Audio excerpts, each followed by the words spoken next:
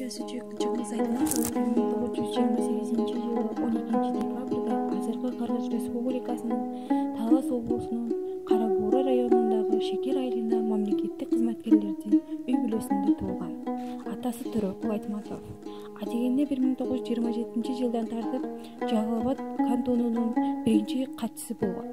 Андан соң 1937 жылы репрессияланып атылып кеткен.